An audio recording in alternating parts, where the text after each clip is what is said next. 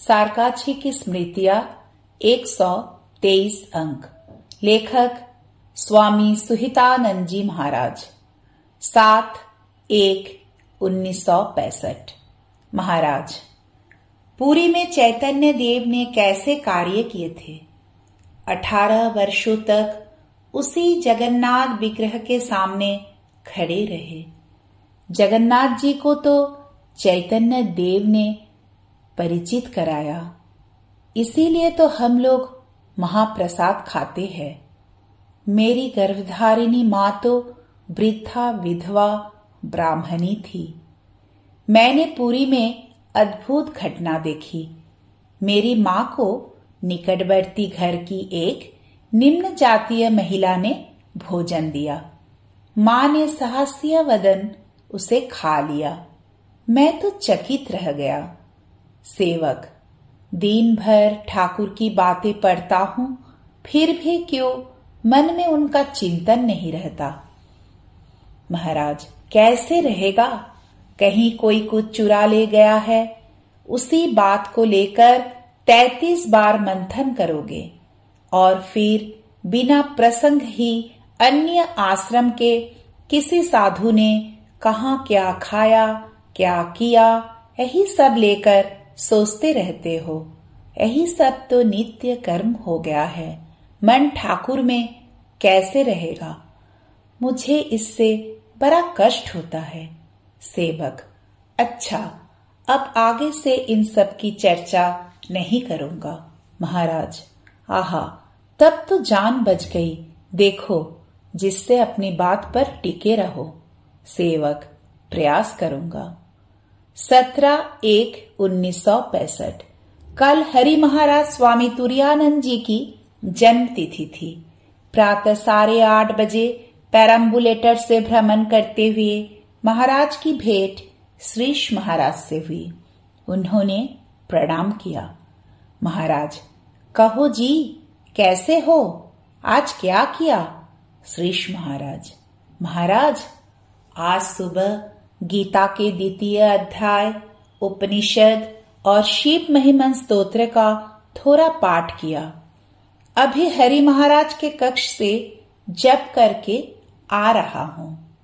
किंतु महाराज, वहां बैठकर वही डॉक्टर, दवा आदि के बारे में सोच रहा था। स्वामी जी ने तो कहा है, अभी सब्जी बेचना और उसके बाद ही उठकर ध्यान में बैठ जाना। महाराज, इसी बात को लेकर ही तो मास्टर महाशय के साथ मतभेद था। मास्टर महाशय कहते हैं, ठाकुर ने कहा है कि पहले हाथ में तेल लगाओ, फिर कटहल कटो। किंतु ये लोग तो पहले ही कटहल काटने को देते हैं। किंतु ये लोग समझ गए थे कि हम लोग जब धन क्या करेंगे। किसी प्रकार वीर्य धारण करके रहने का अभ्यास और उसी के साथ परोपकार करके थोड़ी भगवान की उपासना, इतनी ही हमारी सामर्थ्य है। इसीलिए वे लोग हम जैसे अनुपयोगी लोगों के अनुकूल ऐसा विधान कर गए हैं। श्रीश महाराज के चले जाने पर महाराज, जब इस तरह की बातें कहना सीख गया है तो उसका सब हो गया है। थोड़ी देर बाद बुद्ध महाराज के साथ भेंट हुई। उन्होंने भी कुछ वार्तालाप आदि किया। वे बोले कि अखंड गीता पाठ होगा। हरि महाराज के कक्ष में पारी में जप हो रहा है और अंत में अद्वैत आश्रम में हवन होगा। किंतु गीता का सप्तशती होम नहीं होगा। योगी महाराज की इच्छा नहीं है। महाराज, इस कक्ष में जप यही हमारे लिए ठीक है। कुछ आत्मनिष्ठ चीजें और भक्तों के लिए बाहर के इन सभी अनुष्ठानों, कर्म कांडों की आवश्यकता है। होम संध्या के बाद क्या होगा? संध्या के उपरांत तो तांत्रिक क्रियाएं होती है। मानिक महाराज पास ही थे। प्रसंग क्रम से महापुरुष महाराज की चर्चा उठी। बुद्ध महाराज ने अनेक बातें कही। महापुरुष महाराज आम के पेड़ के नीचे बैठते थे।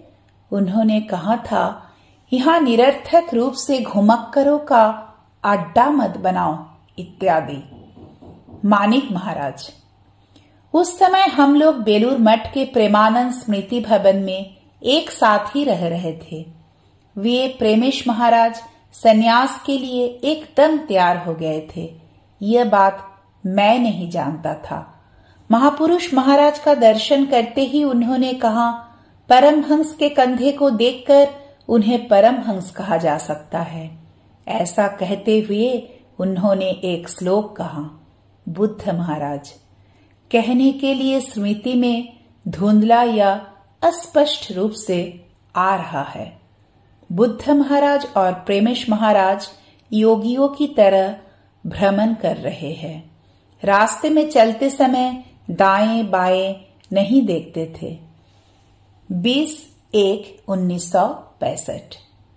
दोपहर में विशुद्धानंद स्मृति के प्रसंग में प्रेमेश महाराज और उनके साथ वार्तालाप एवं चर्चा के संबंध में 1960 में जो कुछ मैंने लिखा था उसे पाठ करके सुनाया। सुनने के बाद महाराज अतीव आनंदित हुए। मैंने पूछा, कैसा लगा? सब चला गया कहकर महाराज रोने लगे। उनकी आंखों से निकले आंसू मुख में चले गए। बहुत देर बाद वे अपने को संभालते हुए बोले, बड़ा स्नेह करते थे, बड़ा प्रेम था, पुराने लोग थे, मानो अभी सुखद स्वप्न देखकर उठा हूं। अब तो ये सब पुराने लोग है नहीं। निर्मल महाराज थोड़ा थोड़ा और प्रभु महाराज भी कुछ कुछ प्रेम करते हैं। उन सबके भी तो संपर्क नहीं रख पाता हूं। अपराह्न में श्री रामकृष्ण लीला प्रसंग का पाठ हो रहा है। महाराज, आहा, क्या ग्रंथ है, क्या लेखन है। ठीक मानो वकालत करके सिद्धांत निश्चित करना।